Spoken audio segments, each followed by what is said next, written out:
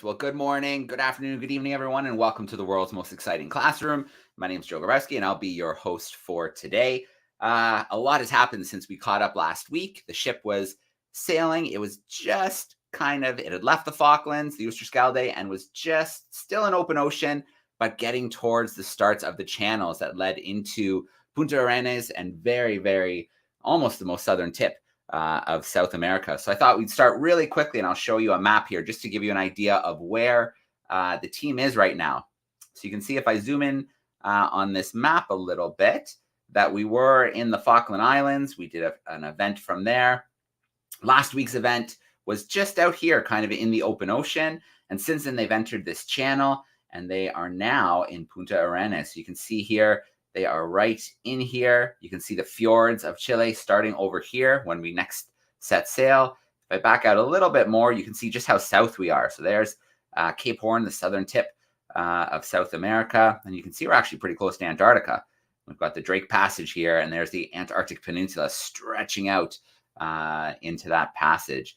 So really cool, the progress that we have made. You can see the plan coming up shortly to go through the fjords of Chile, which I think is going to be absolutely amazing. We're going to have some incredible live classroom events as we are going through these really kind of rarely visited and explored fjord areas. So I think it's going to be really special to get a chance to do that. So I'm going to come back from that screen share now, and we'll continue right into our event because we have a little special action happening right now. So we've got Luca Vincent, who we've met a few times as a Darwin leader, and now he's kind of hanging around doing some really cool things like social media, working as a camera operator sometimes.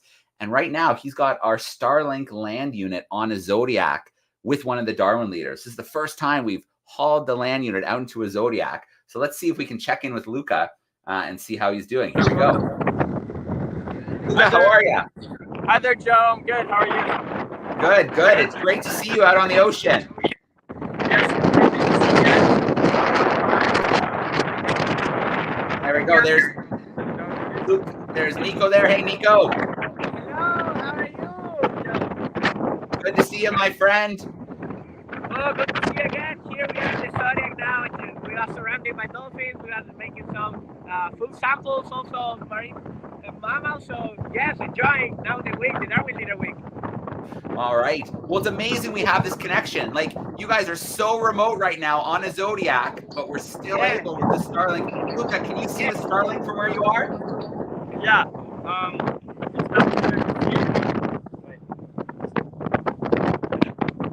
Yeah, there it is. That little dish right there, connected to a battery pack. How we're connecting from this Zodiac right now. And just now, we are now on our first day of the expedition, now studying the sei whales and the Austral dolphin. So, yes, and now we are in the middle of the ocean. That actually is our first day, and we are like really impressed about like how much dolphin there are in this area. Yeah, we did. I saw the Instagram live you guys did right before we connected, and the dolphins were jumping right around the Zodiac. So hopefully we'll get lucky again. Now we are heading back because we are taking like 2 minutes ago, but now we are heading back to see the dolphins. So now in a couple minutes you will get the chance to see live, and the kids from all the world can see dolphins in live, like us. Oh, that would be absolutely amazing. So those who are tuning in, classrooms. I see classrooms in Scotland and Canada, United States. I see someone saying hi from the Netherlands. Let's keep our fingers crossed. We're heading back towards the shore. So there's a good chance we might see the dolphins playing the bow of the Zodiac really soon. So we're going to keep our fingers crossed. That we're going to get to see that. We also have the Darwin Leader, Eugenia. Would you like to speak with her? Yeah, let's say hi. You have to speak loud because it's Nice and loud. Hi. Can you hear me? Yeah, we can hear you. A little bit louder if you can. Okay. I'm Eugenia from Uruguay. We are here studying the species zone of whales and dolphins here in the Strait of Magellan. It's really way here. Okay, so I'm just going to repeat that for the students. We've got our Darwin Leader joining us from Uruguay. And this is your first day out in the field, is that right? Yeah. How many days are you going to spend in the field? How many days? ¿Cuántos días están aquí? We're going to do 2 expeditions. Today is the first. Yeah. So she's going to be out the field for 3 days. Okay, 3 days in total. And then your goal is to create 3 videos after. Is that right? To highlight what you're seeing? You're saying the goal is to create 3 videos afterwards, no? Yeah. Yeah, that's the goal.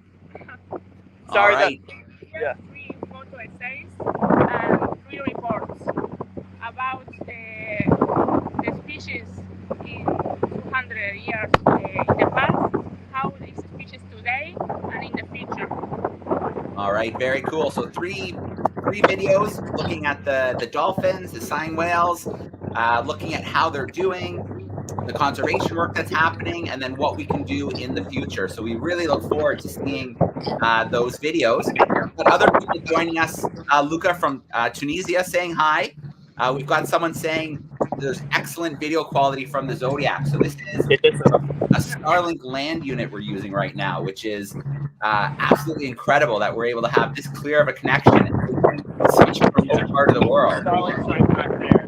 Amazing. So Miss Colburn's class, Luca, is asking about the weather. We can see it's really sunny. Is it cold? What's the weather like? Well, so yeah, it's not too bad today since it's just blue skies. But we do have our jackets on. We have waterproof gear. As you can see, we're all in our waterproof jackets and pants because in this small vessel, we do get pretty wet, and once we get wet, it gets a lot colder since the ocean here, has temperatures of maybe 5 degrees. All right, very cool. Luca, can you pan around and just show us the view around the ocean and the Zodiac? Okay. Sorry, wait. That's okay. I know you're trying to switch the camera. Yeah. Front camera, here we go. Is that better? Yep.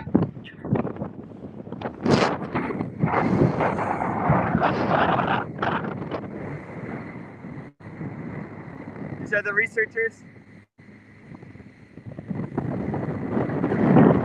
Amazing. What a clear connection. Joe, Yeah. we are in the field. One of the cool facts of this whale, like for example the sei whale, and different of, for example, the humpback whale, maybe more famous, is like the first difference, of course, is the humpback, so you can make the difference already when they are on the surface. But for example, with the sei whale, you can make the difference for the fin. And actually, the humpback whales, they are like a little bit more curious sometimes. They are like the singers of the ocean, and a different. Instead, the sei whales, maybe they're a little bit more shy, so it's a little bit more difficult sometimes to see them. But sometimes you can see like the blow, so when they are going out to breathe, we can get back and see like how they interact sometimes with the boat. But they are a little bit more shy than the humpbacks or other species of whale, right? Yeah. Nico, what was the species of dolphin you saw this morning? So we are now studying, like as I said, like the sei whale, but also the Austral dolphin. It's like white and black, like and gray a little bit. And at least I was like really wondering because when we get the first time seeing it, it was too many, and they was jumping, but not jumping as the dolphin like when we see it. They was like turning around, they was like flipping. It was a mix almost in the behavior of the spinner dolphin and the dolphin like we know, right? So they was jumping out of the water, spinning around, and we was seeing like around like 30 of them. So yes, now we are heading back, and now we are like excited. For that reason, we are not seeing on camera, but we are seeing the ocean. Yeah. How long do you think you guys will be out on the ocean today? No, well, today we went out around 8 of the morning. We had breakfast at the Osterhelder, our ship. Now we moved to other ship, a Zodiac, a little bit smaller. Then we got like around 8:30. What time is it now? It's like 11:10. Yeah, like 11:10, and we expect like it to be like a couple more hours. Depends of also of the weather, because here it's too windy sometimes. The morning was really flat conditions, but now we can see a little bit more wind chops. So yeah, we are planning to be like, I think like at least like 2 hours. And tomorrow also at the morning we will try to be earlier to get better conditions, and also make another expedition, but in a different place, like 2 hours from here, to see also like the dolphins and in the kelp forest, because actually that's the house of these dolphins. So they interact with the kelp forest, and that's actually really cool, different of the other dolphins. All right. And then just for the students who are tuning in, it's 11 o'clock in Chile right now. So if you're in the Eastern time zone, you know it's 9 o'clock. If you're in the UK right now, it's 2 o'clock in the afternoon. So just to give you an idea of the timing. And so Miss Linwood's class, grade 6s, are just asking about the dolphins. So they're austral dolphins, is a species of dolphin that they saw this morning. And then if you don't get lucky and see some while we're live, I have a video clip of the Instagram live so you can see how close the dolphins got to the Zodiac. It was pretty crazy. Yeah, actually, these dolphins, they are really curious. They get really close to the boat. They almost play with the boat. They go like around below them. We was also like seeing a mixing species because on the way we were seeing some albatross as well. Also some some penguins. So it's like a really good mix of species. Oh wow, you saw some penguins today? Yeah, it was actually like 1 minute ago we was on live. We were seeing like one Magellanic. So yes, and also this is area also for whales, dolphins, penguins, a lot of seabirds. So it's a crazy area because it's really protected now also. Here is not so many boats, but here the Strait of Magellan it's crazy. One of my best experiences, I think. Oh, amazing. Do you think, Nico, we could say hi to one of the researchers? What? Oh, to the researchers. Yeah, sure.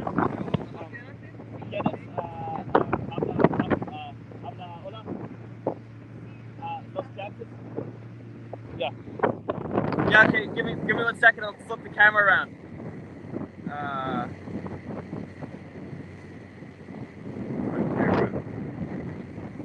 There's Luca.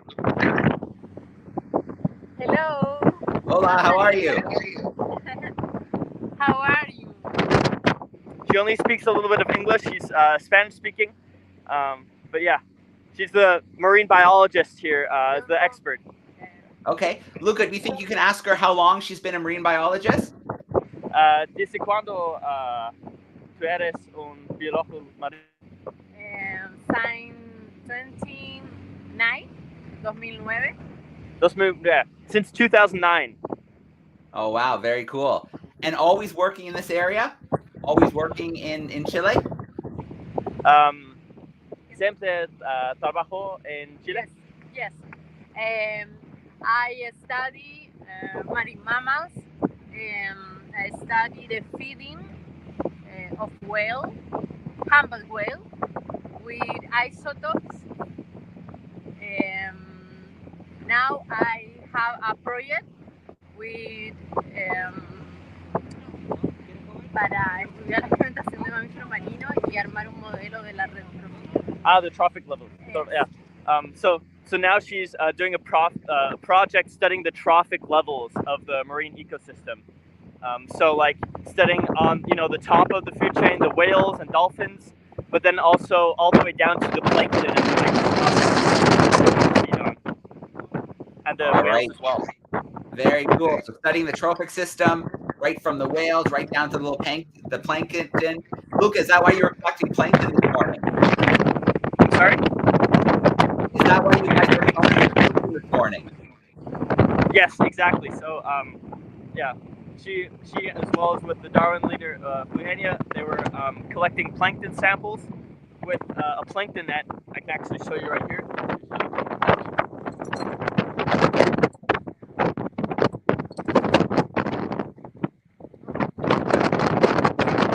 This is what they use. This is microscopic. It's really thin. It's like a mesh.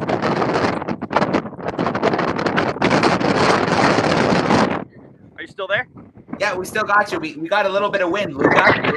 Okay, sorry. I was saying, so this is the net used to catch the plankton samples. Since it's microscopic, then it has to be really thin, like mesh size. Okay. And then we have a couple questions from the classrooms. Ms. Colburn's class wants to know if the researchers have seen any change over time. Has there been any negative change in the ecosystem? Okay, wait. Let me have Nico translate this one. Okay. Ask her, has there been any negative change over time concerning To the like ecosystem. stuff? Yeah. To Daniela. A lo largo del tiempo con los samples de plancton, ¿viste capaz algún crecimiento o decrecimiento con las muestras? ¿O no, como en ciertas etapas del año? No, lo que he visto es diferentes muestras en los distintos lugares. Hay lugares que salen más krill, en otros langostinos, lobster krill. Okay. So Daniela was telling us, like she was making the samples in different zones. She didn't see any decrease or increase in different areas, but she was like testing the different full sample they have. Like for example, in this area maybe they have like more krill, but in other areas they have like more plankton. So in different places they have like different full samples. So that's actually like the main difference that she was spotting on there. Okay, gotcha. So I think that's probably has to do with they're in such a beautiful remote area. Lucky to be somewhere where there's not a lot of human impact. That it's yeah, for sure. I mean, you know, the population density isn't too high here. I can't give you an exact number, but definitely, you know, compared to like the States or Europe, you know, lower population density. So yeah, they, you know, all the whales and the marine life here just have so much more space to breathe. Yeah. What's it like right now? Are you seeing much wildlife? Looks like we might not get lucky with the dolphins. Yeah, I don't know. I mean, so we're currently heading back to where we saw the dolphins earlier, but we haven't spotted any yet.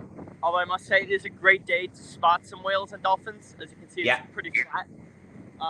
But if you like, we can hang around a bit longer in the back, and if we spot some, I can let you know.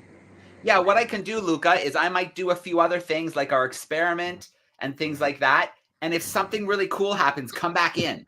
All right, sounds good. Because then we can kind of check it out. I'm also going to play the little clip of the Instagram live so they can see what you saw earlier. Perfect. Awesome. Well, I want to start out with just a huge shout out, Luca, Nico, to our Darwin leader, to our researchers. Thank you so much for doing this today. I know it's not easy to take the Starlink out into a zodiac. No, thank you very much to you, Joe. Thank you very much to all the kids they were seeing around the world. Hopefully now we will see some dolphins. So yeah, keep an eye because now we will spot some and we will like also be in live with the dolphins. Okay. Well, Luca, come back in if you see something. All right, sounds good. All right. Thanks, everyone. Stay warm out there. Very, very cool. All right. Well, we're going to keep our fingers crossed that in the next few minutes, I see Luca pop back in. If I do see that, obviously, we're going to stop whatever we're doing and we're going to see what's happening. What I do want to do now is share the little Instagram live video from this morning, because we did a little test and maybe 15 minutes before we went live. And wouldn't you know it, that's when the dolphins were playing in the bow of the ship. They were jumping really close to the ship. So I want to play that Instagram live for you from probably, I don't know, 30 minutes ago at this stage, and give you that little look, just in case I don't see Luca and Nico and the team come back in backstage. At least you can get a taste of what it's like in the Zodiac when the dolphins are chasing it and playing around. Now, I will give you a little warning. It was super, super windy because they were moving really fast to get to where they were going. And that's what really entertains the dolphins as well. They like playing in the wake when it's really fast. It's more exciting for them too.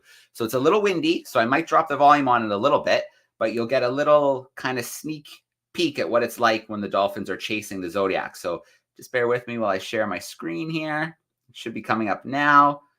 And then here we go. Let's take a little look at this together. I'll put the volume up, but I might end up turning it down a little bit. It's too windy.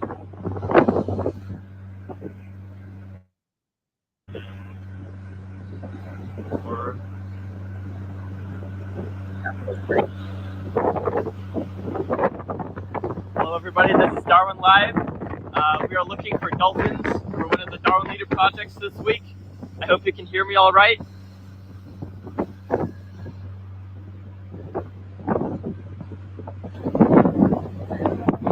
I just spotted them becoming flutter in front of the point. If you look to the right, you can see them starting to jump a little bit. I'm on Instagram Live. Yeah? Can we swap places maybe? Say hi.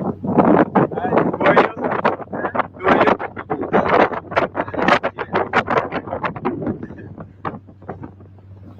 So you see the wind is quite strong, but I promise you in a moment or so, For dolphins? it's going to be worth it. You spotted some right now? Oh, wait. Oh. See those splashes are right next to the Up, Zodiac up, right up. now. Oh, man. Come on, like that. Ahí.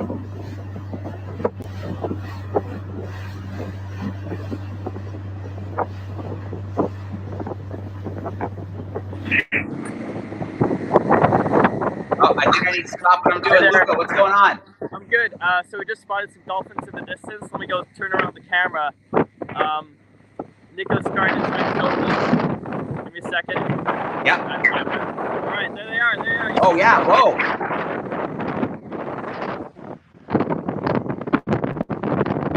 There's one right there. Oh!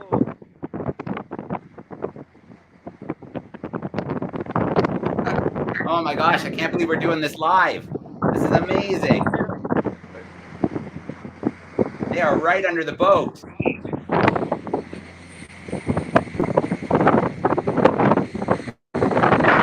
you see Nico trying to take some videos? Oh, whoa.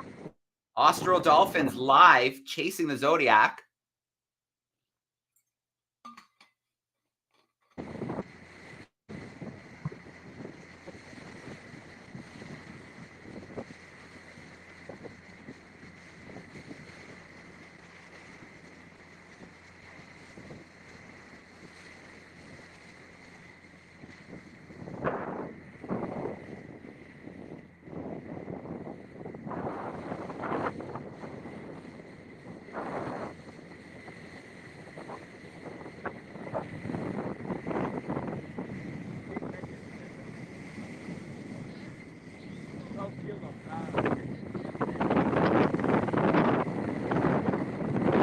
Oh, wow.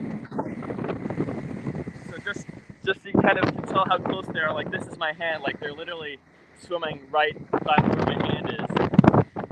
Yeah. So they're like, you know, they're not more than like 2 feet, 3 feet away from us.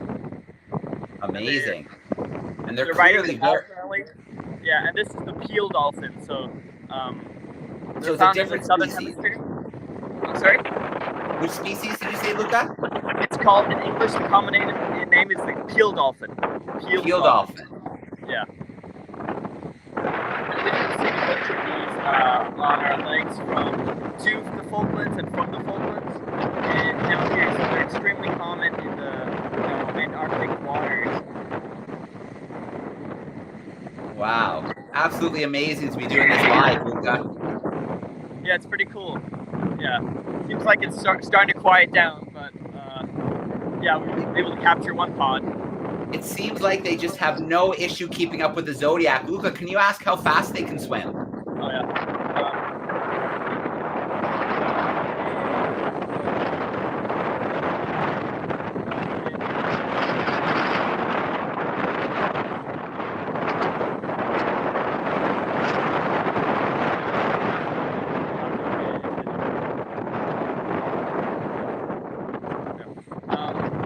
We don't have an exact number, unfortunately, but they can definitely swim a lot faster than we're swimming right now. So this is like not even their cruising altitude. This is like the equivalent of them walking or maybe, you know, slowly scrolling about. So they're like, you know, if they're really sprinting, they can, you know, go much faster than we are right now. So they have no problem keeping up. So they're definitely curious. They're choosing to interact with you guys because they could swim much faster than the boat. 100%, yeah. Amazing.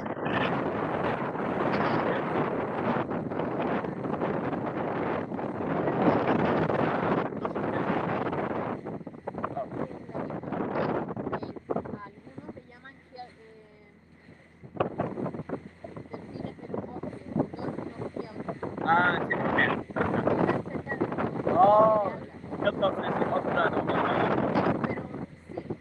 Oh, okay. Es la misma especie, pero Oh. algunos le llaman Isn't it similar? The same. Entiendo. So, Joe, I just learned another word for the peeled dolphin is kelp dolphin, since they live close in the kelp forest. So I'm not sure if you can see it, but there's some kelp back there. Yeah, I see the darker water. Yeah.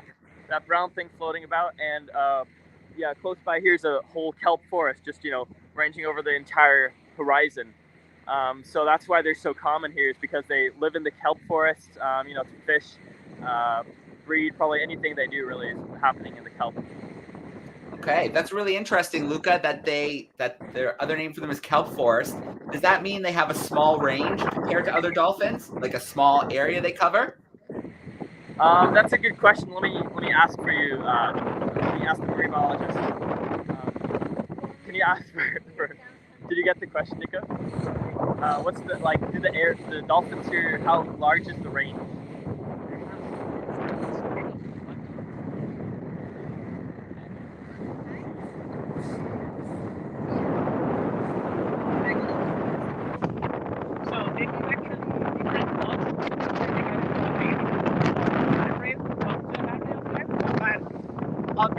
On the kelp forest, as Lucas said, they are there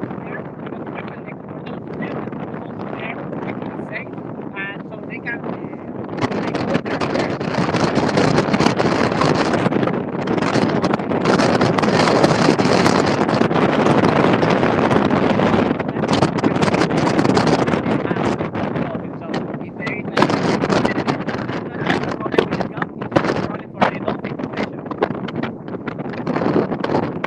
Luca, are you can you repeat a little bit of that for us, Luca? The wind just really blasted that out. Oh, I'm so sorry. Wait. That's okay. Right now, I'm trying to protect the wind.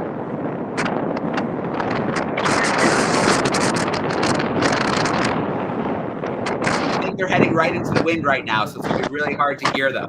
But that's okay. I'll try and get an answer to that question. Okay, yeah. Hello.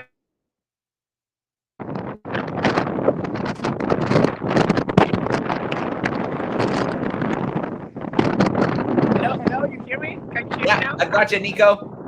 Nice. So I was saying, actually, we were saying, also some posts, and Daniela, the expert, she was identifying different posts, sometimes of 100, sometimes 200, but they're actually a good fact that these dolphins, the field dolphins, live actually close to the kelp forest. So they are living close to the kelp forest because they are also older than the other ones, so they can live more age, more years in comparison than the dolphins of the open ocean. So that's actually a really good fact, because if the kelp forest suffers something or suffer a problem, it's not just a problem for the kelp forest, it's also a problem for the dolphin population, because they are their house. So they are actually feel safe there, and they can be older dolphins than maybe the open ocean. Okay. Very, very cool. Thank you, Nico. This is the kelp forest I mentioned earlier. I'm not sure if you can see it, but the whole water is full of this brown algae, which is called kelp. Okay. Very cool. Well, Luca, maybe I'll let you guys go again.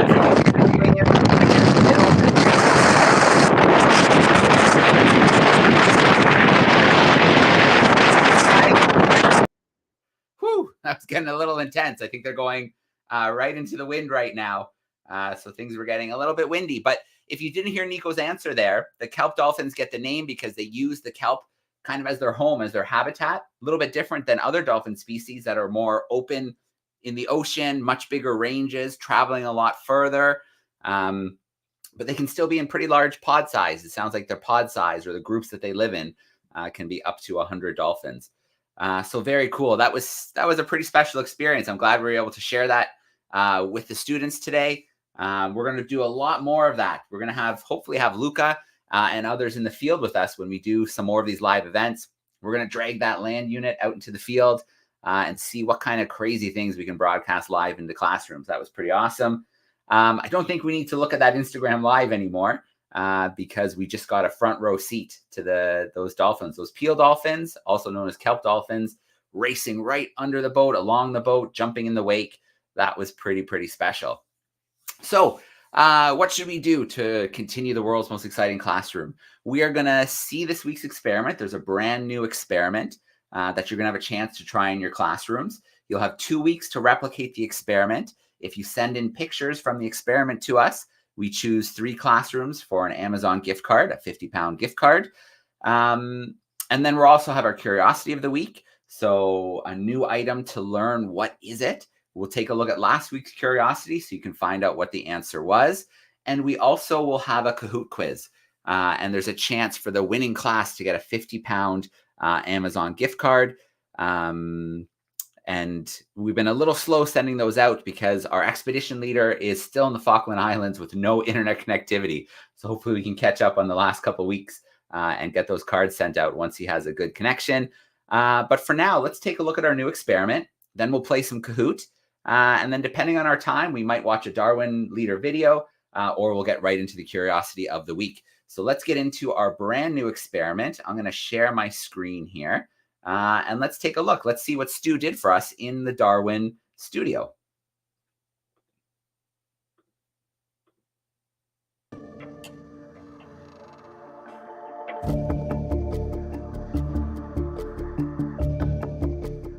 Welcome back. Today's experiment could save your life. Have you ever been lost and not know which way to go? Well, if you're in the wilderness, you often use a compass to navigate. But what happens if you don't have a compass? Well, today I'm going to show you how to make your very own compass with nothing more than a leaf, a needle, this can be any old sewing needle, and a magnet. The first step in this experiment is to magnetize your needle. Place the needle down in front of you.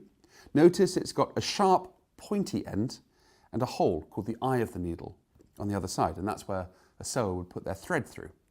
Your goal is to stroke the needle quite firmly with the magnet, but only one end of the needle, not the whole needle itself. So I'm going to choose the pointy end. So with one finger, I'll hold the needle down, and the other, as firmly as I can, I'm going to stroke it with the magnet. Do this as many times as you can, and as it magnetizes, the needle might move a bit, but you've got to hold it down and stroke it as many times as you can. I've done that about 50 times or so now. I think that's probably about ready. Your needle should now be magnetized. Then you can get a leaf and put that in any still water. If you're in the wilderness, this might be just a little puddle, but here I'm going to use a bowl of water. Gently put the leaf down so it floats and get it nicely in the middle there. And then very carefully put the needle on top of the leaf. It should float and it'll point in a certain direction.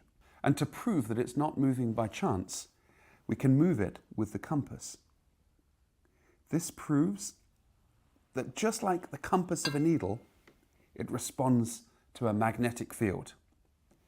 Of course, with the compass, I'm manipulating it, but if you bring it into the middle of the pool of water and then put the magnet away, it'll naturally point in one direction. Can you work out which direction your leaf compass is pointing? Send in your photos for a chance to win one of 3 £50 Amazon voucher prizes. Join me in 2 weeks' time to find out the answer. Good luck with your experiment. All right, so there we go. A really cool experiment this week. Like Stu said, could literally save your life if you're able to make one of these really cool magnetic compasses. So the key here is you've got 2 weeks now. In 2 weeks, we will look at the response video or the answer video of the experiment. And then from there, we will send our messages to our winning classrooms as well. So you want to visit, let me find the right, there we go, classroom at DARWIN200.com. If you try this with your classroom, if you try this at home, you can send us in some pictures to classroom at DARWIN200.com, and that's how we select our winners. every 2 weeks for the experiment. We like to give 2 weeks because that gives you lots of time to try it in the classroom, try it at home. Some of the experiments so far have involved growing plants, so you need a little bit of extra time to do that. So classroom at darwin200.com, you have 2 weeks from today before we have our reveal of the results of the experiment. So very cool. Make your own compass. If you want to see this video afterwards on the Darwin200 YouTube channel, we have a playlist of all the experiments, a playlist of all the curiosities of the week, and then we have a playlist of all the world's most exciting classroom events as well. If you want to go back in time and see the dolphins that we saw this morning, those really, really cool kelp dolphins. Okay, so now we're going to take a moment and we're going to play our Kahoot quiz together. So I pulled together a really quick Kahoot quiz while we were on the water and seeing those really amazing dolphins in action. So we're going to play that together today. There are 4 questions I put on the Kahoot quiz. So they're not too hard today. If you were listening, you should easily be able to get these answers. So I'm going to share my screen and we're going to get going today. As a reminder, there's 20 seconds for each question. The quicker you put your answer in, and if it's right, the more points you get towards being that winning classroom. So let me share my screen here and let's play a little bit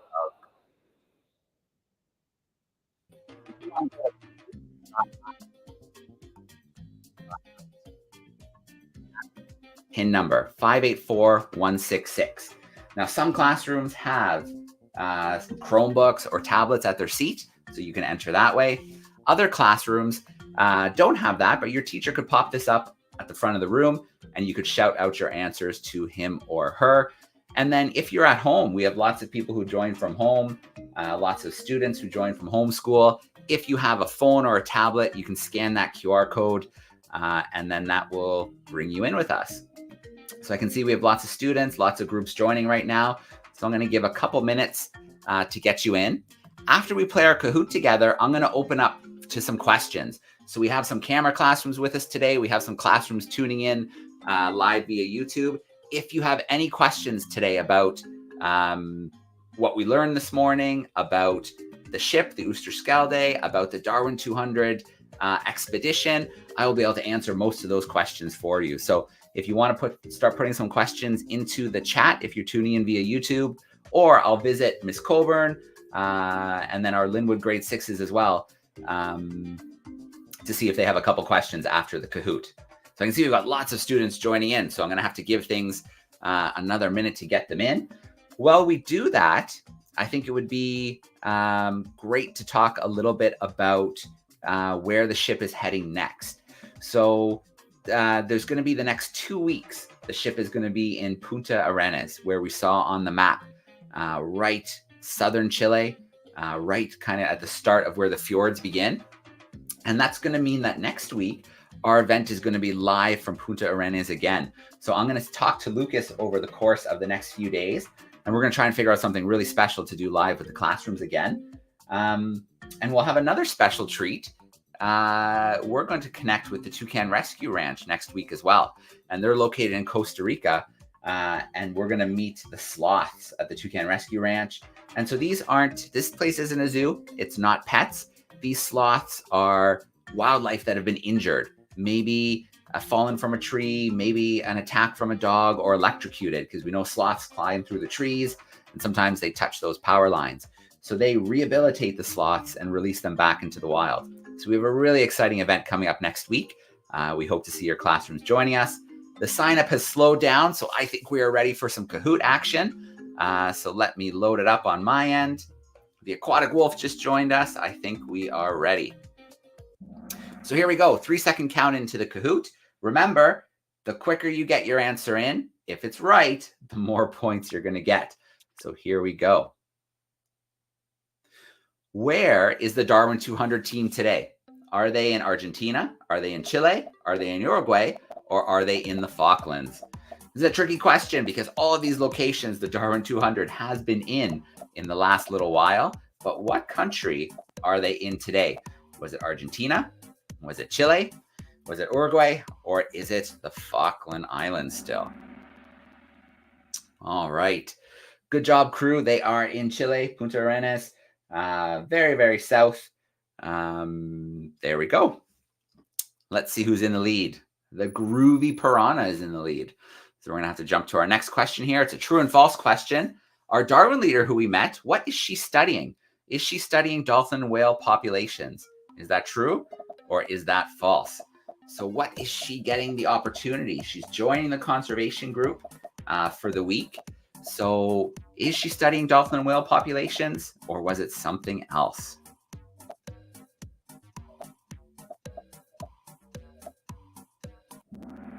All right. Good job, crew. It's absolutely true. She will be out over the next 3 days collecting video footage. So Nico, who you met as well, is her camera operator. So he's out with her. He's collecting all kinds of great footage like those dolphins. They'll be doing really cool interviews with conservationists and locals in the community. And she'll be creating 3 really beautiful videos by the time they're done. One introducing what she's studying. The second one will be looking at the issues and the conservation work that's happening. And the third one's a look to the future. What else can we be doing to help protect some of those dolphin and whale species, that kelp habitat that we just saw? Very, very cool. Let's see. Ooh, the groovy piranha is not going to let go of that spot yet. Let's jump to our next question. So Peel's dolphin, who we met today, they are also called, are they called shark dolphins, kelp dolphins, deep dolphins, or spinner dolphins? So what was the nickname of the Peel's dolphin? Shark dolphins, kelp dolphins, deep dolphins, or spinner dolphins? Couple more seconds. All right. Couldn't fool you guys. They are called the kelp dolphins because the ecosystem that they like the best is those kelp forests. So one thing that might be interesting to do today when we get off the world's most exciting classroom is to take a little time and look at a kelp forest habitat. So look at it from under the water. We just saw a little bit of those plants, those fast-growing kelp plants floating at the surface. Wait till you get a look at them underwater if you've never seen it before. It's a forest underwater. It's a beautiful ecosystem. I hope you have some time to check it out. All right. Wow, we have 2 piranhas battling it out right now, the groovy piranha and the mystery piranha. We have one more question to go, though. Let's see what happens. True or false? Peel's dolphins have large ranges across the open ocean. So range is like habitat, a big area that they cover. Is that true or is that false? So a pod, are they in big, huge areas of open ocean and hunting? Is that true or is that false? They have big, large ranges across the open ocean. All right, a little more split there, but we learned today that that is false. Unlike some species of dolphins that can cover hundreds of miles in big pods, looking for food, looking for opportunities, the Peel's dolphin sticks closer to their kelp forest habitat, so they're not covering quite as large areas. Very cool. Good job, crew. Okay, let's look at our podium before we do some questions. The epic sea lion is in 3rd place. In 2nd place, the groovy piranha. In 1st place, we've got, the mystery piranha sneaking in at the end to take that top spot. Very, very cool. Well, thanks so much for playing along, students. It's always great to do these Kahoot quizzes. Today's was a good one, a little quick because we were so distracted by the dolphins, but it worked out. So good job, everybody. If you are in that classroom, that winning classroom, we need you to send me an email to ebtsoyp@gmail.com, ebtsoyp@gmail.com. Send me that email, and then once Stu is back in connectivity, probably with some amazing pictures and videos from the remote islands he's visiting in the Falkland Islands, once he's back in connectivity, we will send that your way. Okay, so we're going to wrap up today. Before we do our curiosity, let's have a little question and answer time. If you're tuning in via YouTube, send something in via the chat. Otherwise, I'm going to visit each of our groups of students who are in camera spots and see if they have some questions for us. So let's start with our grade 6s in Linwood. Grade 6s, how are we doing today? We are doing so well. What did you think of the Dolphins? What did you guys think? They were really good. So, Pretty cool. all right. Who has questions for him? Yeah, come on up. Okay. Yeah, come on up. Okay, we have a question for you. We have a few questions for you, it looks like. Go for it. How high can dolphins jump out of the water? Oh, that's a really good question. So you could see the ones that we were watching, they weren't jumping very high. They were just having some fun, really. And I think you heard Lucas say that they were just playing with us. They could swim much faster if they wanted to. If they wanted to, they would have had nothing to do with the boat. They would have just left. They could have gotten away really, really fast. But they wanted to play. They're curious. They wanted to interact. So I don't know about the Peel's dolphins, but I do know that bottlenose dolphins, so a very common species, you're probably used to them with those long rostrums, the technical word for their snouts. They can jump up to 15 feet high. So that is pretty amazing, 15 feet high. And then if you go back in time in the DARWIN200, the world's most exciting classroom videos, when we were in Fernando de Noronha, a little island off the coast of Brazil, we were talking about spinner dolphins. And so they don't jump quite as high, but when they jump, they do these crazy spins that are unlike any other dolphin. So that's really cool. All right. Do we have another question there? Okay, yes, we do. Here's another one. How many species of dolphins are there? How many species of dolphins are there? That is a really good question that I don't know off the top of my head, but I have the magic of Google in front of me, so I can take a quick look and help you out. So dolphins are also called porpoises. And what I'm noticing here is that it says 42. There's 42 species of dolphins around the world. And what might surprise you is orcas, killer whales, are grouped into the dolphin family. So I know that you hear them called whales, killer whales, but orcas are actually members of the dolphin and porpoise family, which is really cool. Okay, another question? We have Go two for more. it. Okay. Yeah, let's do it. And then we'll visit our next classroom. Thank you. How fast can the fastest dolphin go? That's a really good question. And I do have the answer to that. So we know that swimming is really important for them. They obviously use that to hunt. They need to be able to swim really fast. So most of the time they're just kind of cruising around. They're playing around with the boat like that. But what I have learned is that they can have incredible bursts of speeds, upwards of 60 kilometers an hour. So think about that. In your city, it's probably about 50 kilometers an hour. Maybe people are going 60 kilometers an hour. So a dolphin could very comfortably keep up with your car while you were cruising through the city. So what I know is about 60 kilometers an hour. Okay. And one last question. Go for it. How do dolphins sleep? Oh, that's such a good question. I love that question. And the answer is they don't really sleep. So what dolphins and some other things can do is they can kind of shut down part of their brain to kind of rest a little bit. The thing about dolphins is if they really, really fell asleep, they'd be in really big trouble because they need to breathe, right? So they need to stick close to the surface.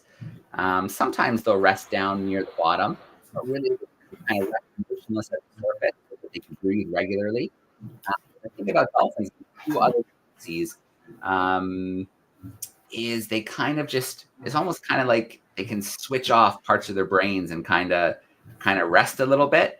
And so roughly something like half of their brain is active at all time, even when they're technically sleeping. And I think it's about 2 hours of time that they kind of rest like that. So dolphins don't really sleep the way we do. As you can imagine, if they started snoring underwater, they'd be in big trouble, needing to breathe that air. Wow, thank you. All right. Cool, Linwood crew. I was actually last weekend, I drove through Linwood because I did a little drive around to see if I could spot some cool hawks or like a snowy owl. So I just drove through Linwood. about a week ago, last weekend. That's amazing. All right. Well, great questions, crew. All right. We'll talk to you guys later. Miss Collins' class is online, and they're wondering the types of penguins they saw from the zodiac. I don't know for sure, but my guess would be one of two species that I know are really common in the area. There's the king penguins, which are the second largest penguins, and then there's the Magellanic penguins, which we met in Puerto Madryn. We went out into one of their colonies, and we did a live event from there. So I'm going to guess it's one of those two species. They're kind of the more common down in that spot. So Miss Colburn's crew is joining us virtually. Their crew is virtual. How are we doing, Miss Colburn? We're doing really well. So we are a remote class. Yeah. So we have a question that really for you. Sure. Our students love presenting, and some of them are interested in hosting. For example, hosting a live stream like you do. Is there anything advice you could give them that they may be sitting in your chair one day? Yeah, absolutely. So I really love the program that I'm using right now. So I don't know if some of the students might be doing a little streaming. Some of them might have a YouTube channel already. This program that I use called StreamYard is a really, really good one.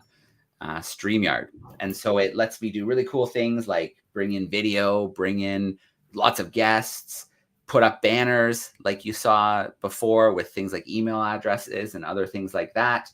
There's cool graphics you can use. And then you can stream right to your YouTube channel. You can have live guests like you guys are joining me right now.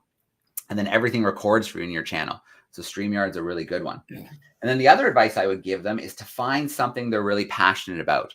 Because if you're really passionate about your content, maybe it's video games, maybe it's animals around the world, maybe it's food, that always shines through. So if you're really passionate about something, you get really excited about something, you're knowledgeable, you think about it, you research it, that is what you should make your streaming channel about. That's what you should make your YouTube channel about, because that kind of passion gets people really excited.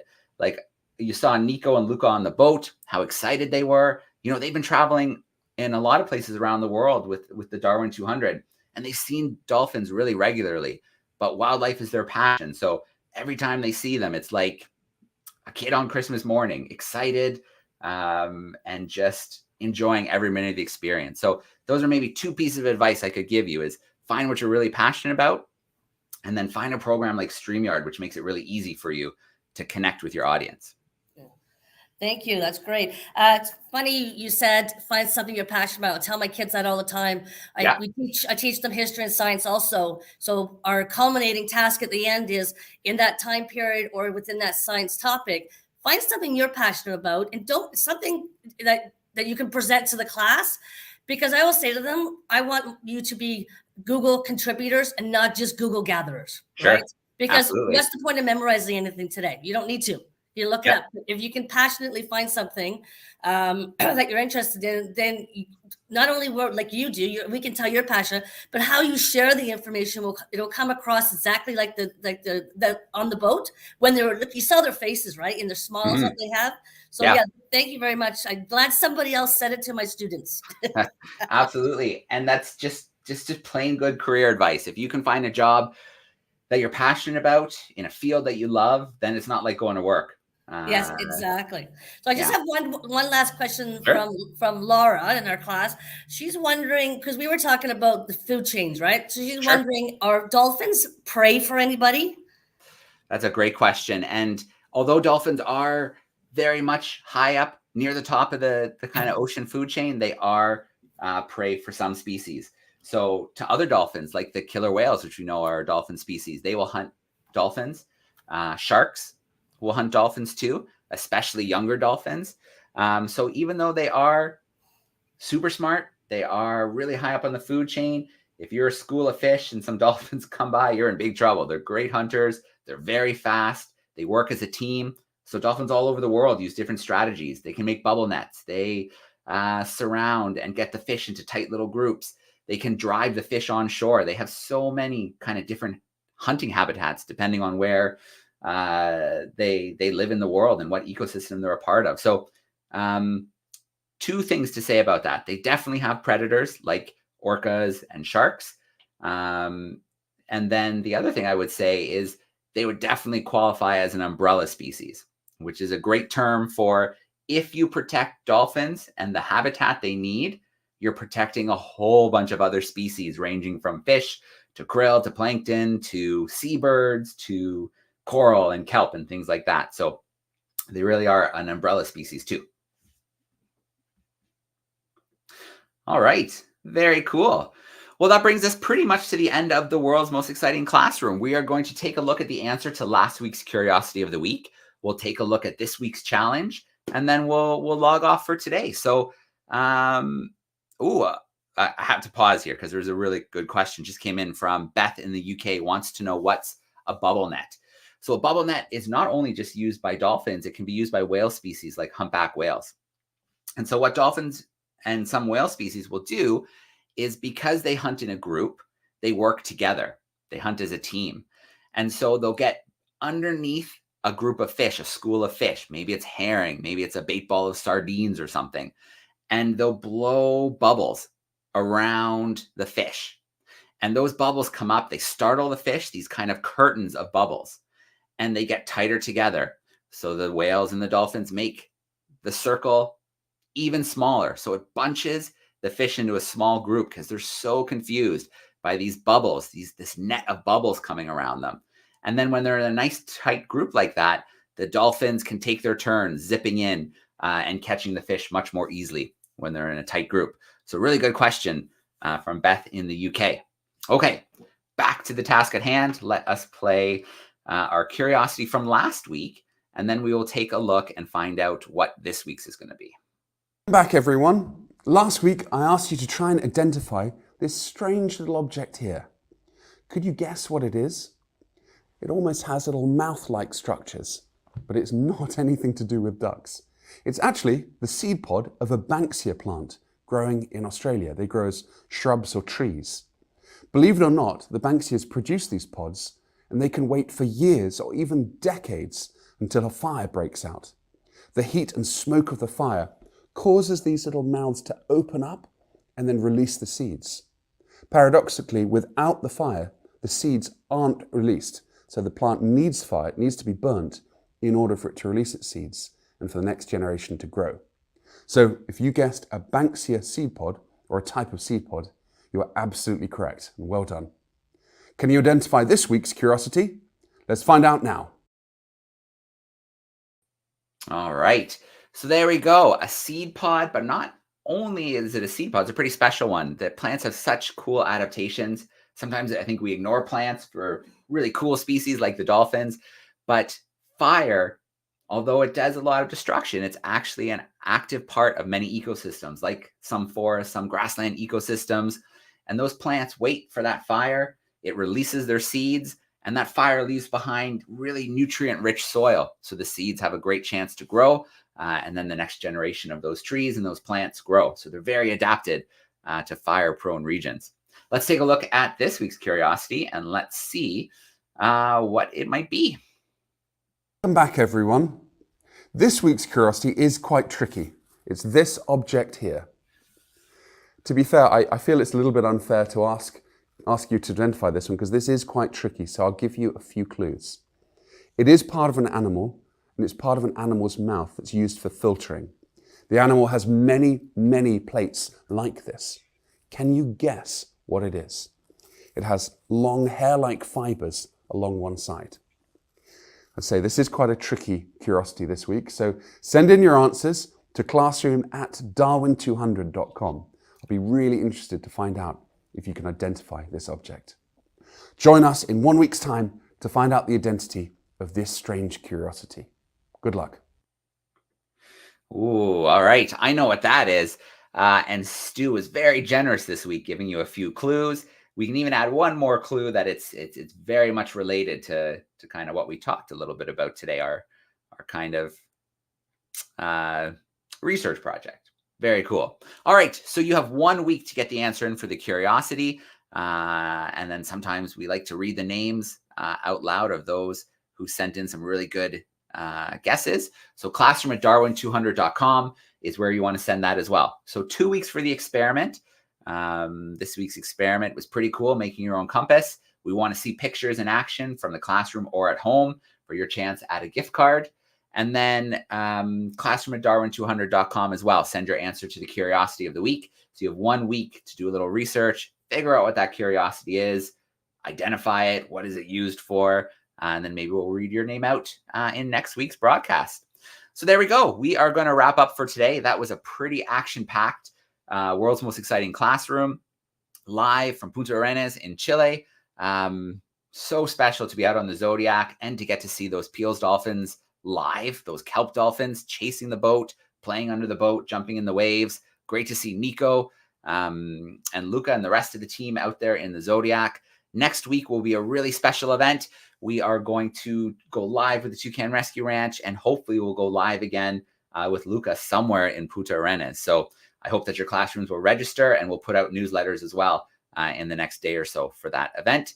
For now, though, we have to wrap up our event with a shout out to our sponsors and our partners. Without them, we would in no way be able to do such a big expedition like this and to bring it live to your classrooms the way we've been able to. So here we go. Have a great week. Let's thank our sponsors, and we will see everybody again next week.